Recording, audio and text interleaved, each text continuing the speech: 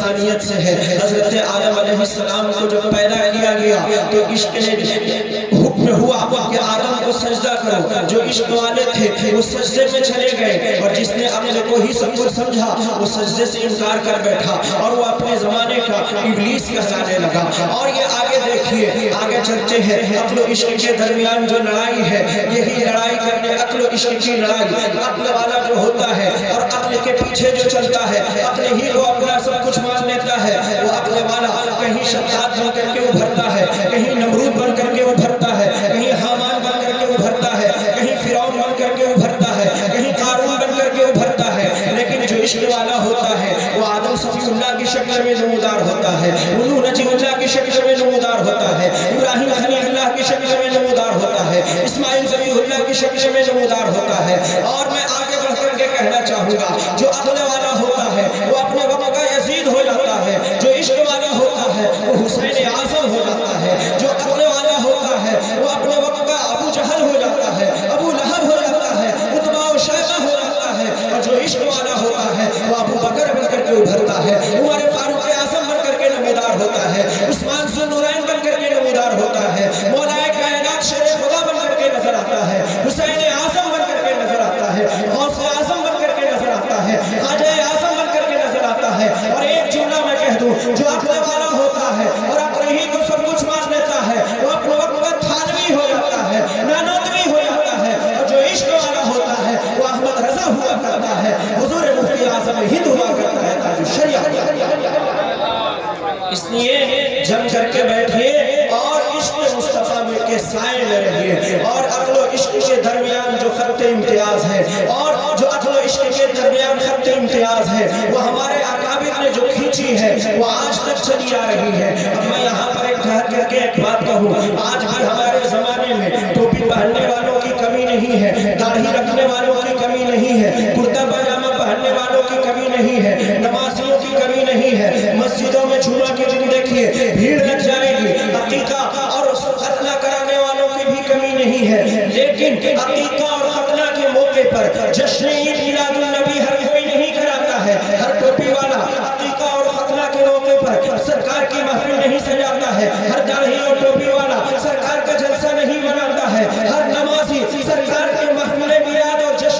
جشن مصطفیٰ منانے کا قائل نہیں ہے، بلکہ یہ عشق والوں ہی کا مزاج ہے کہ جب جب ان کے پاس کوئی خوشی کا موقع ہوتا ہے تو سرکار کی محفل مناتے ہیں، گھر میں بچے کی ولادت ہوتی ہے تو سرکار کا جشن مناتے ہیں، گھر میں کسی کی پیدائش ہوتی ہے تو سرکار کا جلسہ مناتے ہیں، اگر نئے مکان کی تعمیر ہوتی ہے تو سرکار کا جلسہ کرتے ہیں، اگر کوئی گھر میں نئے مولود ہوتا ہے تو سرکار کا جلسہ کرتے ہیں، حج کرنے جا رہے ہیں تو سرکار کا جلسہ کر رہے ہیں، حج سے واپسی ہو رہی ہے تو سرکار کا جلسہ کر رہے ہیں، اور ختنہ اور سنت عقیقہ کرنا ہے تو اس موقع پر بھی اپنے سرکار کا جلسہ کر کے دنیا والوں کو یہ مزاج دیتے ہیں کہ سنو، ہم وہ نہیں ہیں جو عقل کے ترازو پر چلتے ہیں، ہم وہ ہیں جو مصطفیٰ سے عشق کرتے ہیں اور مسلک اعلیٰ حضرت کے مان۔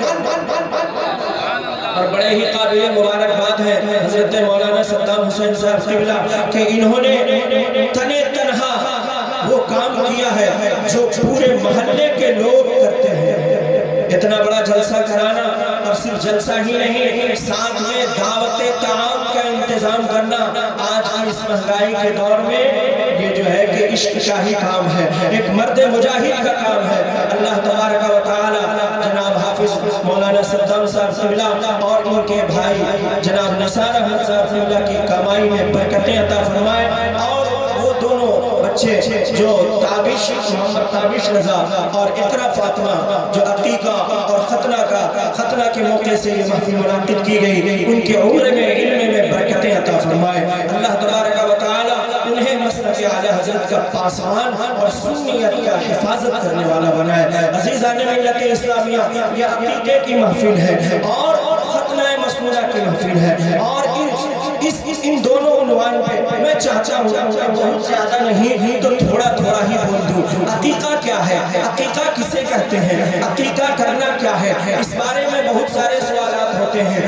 کہیں تو ایسا بھی سننے میں آیا کہ اگر لڑکی شادی ہو کر کے اپنے سسرال گئی ہے اور اس کا عقیقہ نہیں ہوا ہے تو سسرال والے تانا دیتے ہیں کہ کیا بات ہے کہ ابھی تک تمہارا نہیں ہوا ہے۔ کہیں کوئی یہ کہتا ہے کہ عقیقہ کرنا فرض ہے، قربانی چھوڑ کر کے عقیقہ کراتے ہیں۔ ذی الحجہ کا مہینہ آتا ہے، بقرعید کے موقع پر بہت سے لوگ یہ سمجھتے ہیں کہ اگر عقیقہ کرا لو تو بھی قربانی ہو جائے گی۔ اس لیے جو ہے کہ اس طرح کے بہت سارے سوالات اور مغالطے ہیں، میں ان تمام کا جواب اپنے ایک جملے میں دے دوں کہ عقیقہ یہ سنت مستحبہ ہے، اور اس کا معنی الگ کرنا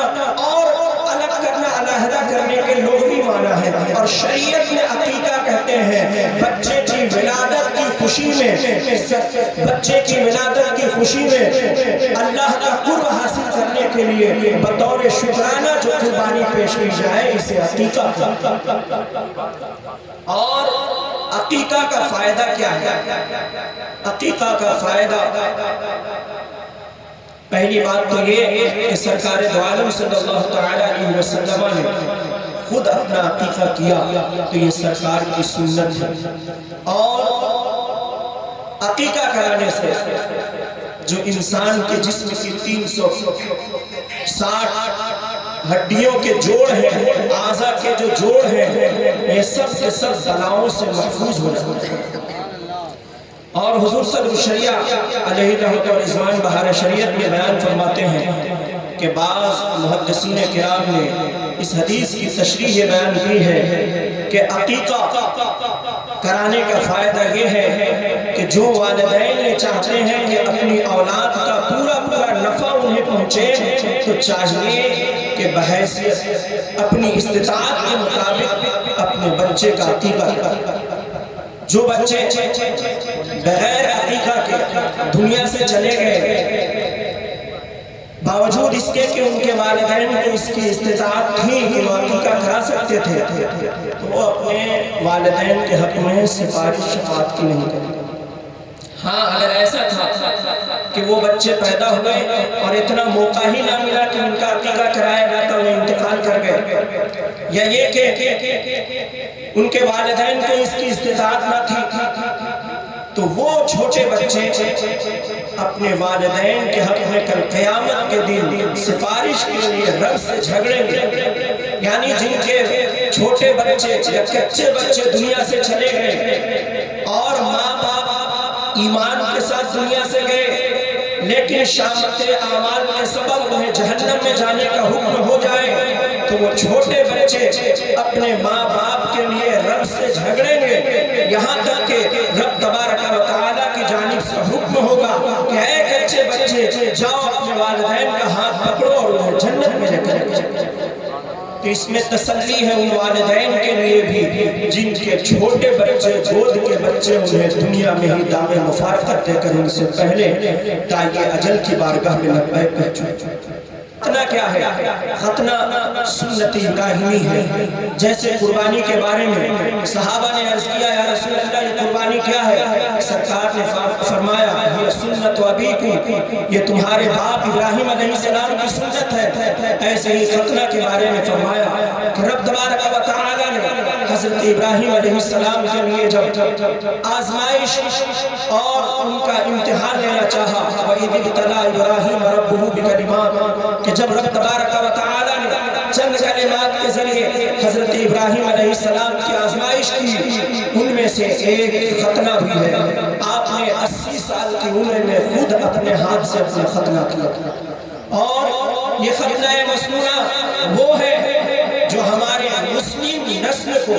مسلم نوجوانوں کو، قوم مسلم کو بہت ساری بیماریوں سے بچاتا ہے۔ امریکہ میں ڈاکٹروں نے اس کے بارے میں سروے کیا، 1990 کی ڈاکٹروں کی ریسرچ اور یہ تحقیق بتاتی ہے کہ اگر ایڈز اور پینس کینسر، سوزات جیسے مرض سے اگر بچنا ہے تو چاہیے کہ انسان اپنا ختنہ کرائے۔ اور امریکہ میں 1% مسلمانوں کی آبادی ہے، یا زیادہ سے زیادہ 2%، یہ 2016 کا ڈیٹا ہے، لیکن امریکہ میں 60% لوگ وہ ہیں جو ختنہ شدہ ہیں۔ یعنی کہ ہم اور آپ تو ختنہ اس لیے کراتے ہیں کہ ختنہ سنت مؤکدہ ہے، ہمارے سرکار کا حکم ہے کہ ختنہ کراؤ اور بیماریوں سے بچو، سنت ابراہیمی کی ادائیگی کو انجام دو، لیکن شامل ہے کہ جو بھی بیماری سے بچنا چاہے وہ ختنہ کرائے. اور ایک بات اور کہوں کہ یہ ختنہ ایک طریقے سے ایک چھوٹی قربانی ہے، اور ہمارے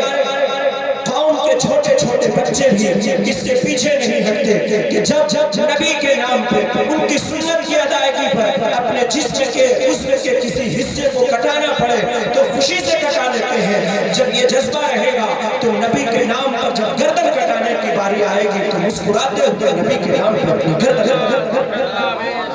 عزیزان ملت اسلامیہ، آج ہم جس دور سے گزر رہے ہیں اس دور میں ہمارے لیے بہت سارے چیلنجز ہیں، بہت سارے ہمارے لیے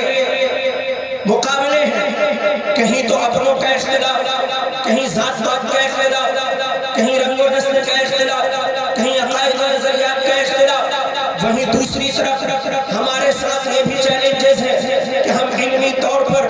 معاشی طور پر پسپا کر دیے گئے ہیں. آج قوم مسلم سب سے زیادہ علم کے دوڑ میں پیچھے نظر آتے ہیں، چاہے وہ دینی تعلیم ہو یا دنیاوی تعلیم ہو، جبکہ ہمارا شجرہ وہ ہے کہ ہم ہی دنیا کو علم کی خیرات بانٹنے والے ہیں. جس وقت یورپ کے ممالک بے حیائی میں مبتلا تھے، اس وقت اندلس کی سرزمین پر دنیاوی علوم میں تحقیقات کی جا رہی تھی. کہیں دوائیوں کے اوپر، کہیں پودوں کے اوپر، کہیں اسلحہ جات کے اوپر، اور ہماری ترقیات کے ترانے تمام عالم میں گائے جاتے تھے. لیکن آج ہمارا حال کیا ہو گیا ہے کہ آج قوم مسلم پسپائی کے دہانے پر ہے اور معاشی اعتبار سے بھی ہم پیچھے دھکیل دیے گئے ہیں. جبکہ ہمارے مذہب کی سب سے اولین کتاب کی پہلی آیت جو نازل ہوئی اس میں اقرا فرمایا گیا کہ پڑھو. عزیزان ملت اسلامیہ، آج ضرورت اس بات کی ہے کہ ہمیں تعلیم میں دوڑ لگانے کی ضرورت ہے. دینی تعلیم اور دنیاوی تعلیم دونوں ہمارے لیے ضروری ہو چکا ہے. دنیاوی تعلیم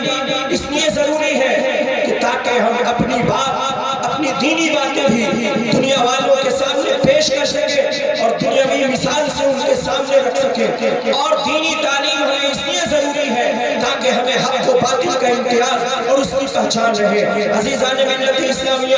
آج ایمان و عقائد کے اوپر بہت زیادہ حملہ ہے. میں نے پوچھا حافظ کوثر صاحب قبلہ سے کہ آپ کے محلے میں وہابی دیوبندی تو نہیں ہے؟ انہوں نے کہا نہیں، الحمدللہ ہمارے محلے میں یہ خرابی نہیں ہے. یہ سن کر کے بڑا دل خوش ہوا. لیکن ہم لوگ جہاں پہ رہتے ہیں، وہاں صدام صاحب جہاں پہ رہتے ہیں، روہتاس کے علاقے میں کوات کی سرزمین ہے، سہسرام سے نکلنے کے بعد اتر سائیڈ میں یہ پورا ایریا وہ ہے کہ جہاں ان خبیثوں کا دور دورہ ہے. وہاں پہ آپ کو کوئی بھی عقائد کی بات رکھنے کے لیے بہت ہی سنبھل کر کے رکھنا ہے. یوں سمجھے جیسے 32 دانت کے بیچ میں جو زبان ہے کہ بالکل سنبھل کر کے رہنا ہے. اور ویسی جگہوں میں رہ کر کے ہم لوگ کام انجام دے رہے ہیں. ویسی جگہوں میں رہنے کے بعد پتہ چلتا ہے کہ اسلام کی باتوں کو پہنچانا آج بھی کتنا مشکل ہے. اس لیے ضرورت اس بات کی ہے کہ اصلاح کے لیے، سماج میں اور معاشرے میں اصلاح کے لیے خود اپنے بچوں کو پڑھائیں، دینی تعلیم سے آراستہ کریں. آپ ڈاکٹر بنانا چاہتے ہیں بنائیں، انجینئر بنانا چاہتے ہیں بنائیں، فلسفی بنانا چاہتے ہیں بنائیں، لیکن اسے دینی تعلیم اتنا دیں کہ اسے پتہ چل جائے کہ ہمارا دین مذہب، ہمارا دین و مذہب اور ہمارا مسلک، ہمارا مشربی حق ہے. عزیزان ملت اسلامیہ، میں عقیدے کی ایک بات بیان کروں. آج سبھی لوگ کہتے ہیں کہ ہم حق پر ہیں، وہابی کہتے ہیں ہم حق پر ہیں، دیوبندی کہتے ہیں ہم حق پر ہیں، قادیانی یہ کہتے ہیں ہم حق پر ہیں، نیچری یہ کہتے ہیں ہم حق پر ہیں. کم و بیش جتنے گمراہ فرقے ہیں سب کا یہی دعویٰ ہے کہ ہم حق پر ہیں. سرکار کی حدیث دیکھیے، سرکار نے فرما دیا کہ عنقریب میری امت 73 فرقوں میں بڑھ جائے گی اور سب کے سب جہنمی ہیں، ان میں سوائے ایک کے سب کے سب جہنمی ہیں. یعنی 73 فرقوں میں صرف ایک فرقہ جنتی، باقی سب جہنمی ہے. یا رسول اللہ، وہ کون سی جماعت ہے، وہ کون سے لوگ ہیں؟ آج ہمیں پوچھنے کی ضرورت نہیں ہے. صحابہ کرام نے آج سے تقریباً 1450 سال پہلے یہ مسئلہ پوچھ کر کے حل کر دیا کہ تاکہ بعد میں آنے والی نسلوں کو پریشان ہونے کی ضرورت نہ ہو. آج لوگ کہتے ہیں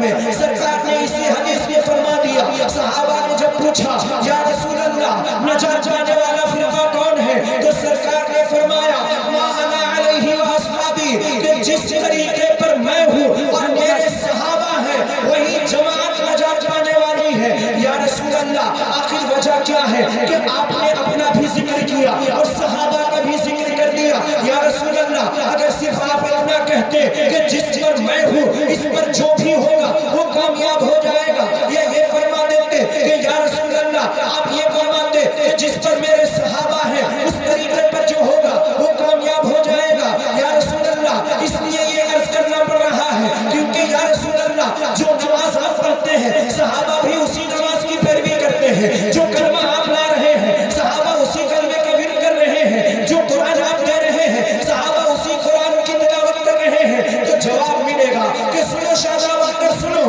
یہ ٹھیک ہے کہ نماز مجھ سے ہے, قرآن مجھ سے ہے, بندگی مجھ سے ہے, سجدہ مجھ سے ہے, رکوع مجھ سے ہے, عبادت مجھ سے ہے, حج مجھ سے ہے, زکوٰۃ مجھ سے ہے, شریعت مجھ سے ہے, طریقت مجھ سے ہے, زندگی گزارنے کا مزاج مجھ سے ہے. لیکن اگر تمہیں میرا ادب جاننا ہو, مجھ سے محبت کرنے کا طریقہ جاننا ہو, میرے مرضی میرے بارگاہ کا احترام جاننا ہو تو اس کے لیے تمہیں میرے صحابہ کی زندگی کو دیکھنا ہوگا, میرے جانثاروں کی سیرت کو دیکھنا ہوگا اور ان کی وفاشیاری اور ان کی جانثاری سے یہ سبق حاصل. ہاں تو کہتے جواب دیجئے یا رسول اللہ زندہ آباد.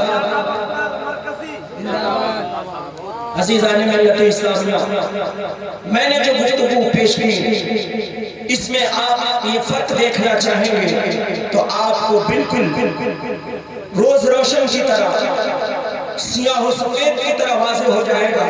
کہ واقعی نماز دونوں طرف ہے, زکوٰۃ دونوں طرف ہے, قرآن کی تلاوت دونوں طرف ہے, لیکن محبت جو سرکار سے ہونی چاہیے, جو بزرگوں سے ہونی چاہیے, وہ کسی اور کی طرف نہیں. یہ اہل سنت کا نصیبہ ہے جسے آج مسلک اعلیٰ حضرت کہا جاتا ہے.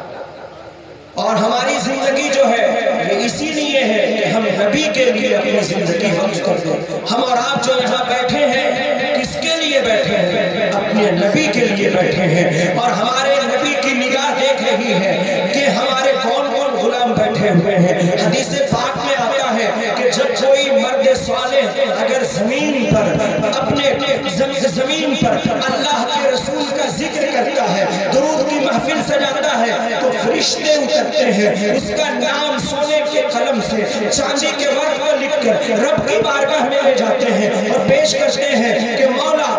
سرنگی کی سرزمین پر, سرزمین سرنگی کے لوگوں نے تیرے حبیب کا ذکر کیا ہے, زمین کے فلاں خطے میں تیرے محبوب پر درود پڑھا ہے. اور ایک بات اور اس سے آگے کا کہوں, اس سے آگے کی ایک بات یہ ہے کہ جب میاں بیوی کے درمیان کوئی ناچاچی ہوتی ہے, کوئی نیک صالح مرد ہے اور بیوی سے نازیبا کلمات سنتا ہے, اس پہ صبر کرتا ہے, تو جنت میں جو حوریں اللہ نے اس کے لیے بنائی ہیں وہ حوریں جنت سے دیکھ کر کے رب کی بارگاہ میں کہتی ہیں اے پروردگار یہ مرد صالح کب میرے قریب آئے گا, اور اس خاتون سے کہتی ہے کہ تو اس کی ناقدری کرتی ہے, یہ بڑا نیک ہے اور جب یہ مجھے ملے گا میرے پاس آئے گا تو میں اس کی قدر کروں گی. تو اب یہاں پر میں آپ کو ایک ذہن دینا چاہتا ہوں کہ جنت کی حور کی نگاہ کا عالم یہ ہے کہ وہ جنت سے زمین پر دیکھ لیتی ہے, تو پھر میرے مصطفیٰ کی نگاہ کا عالم کیا ہوگا جن کے صدقے میں زمین و زماں کو بنایا گیا, کو لوح و قلم کو بنایا گیا ہے, عرش و فرش کو بنایا گیا ہے, حور و غلمان کو بنایا گیا ہے, جنت و رضوان کو بنایا گیا ہے, بلکہ کائنات کو انہی کے دم قدم سے زندگی ملی ہے اور انہی کے صدقے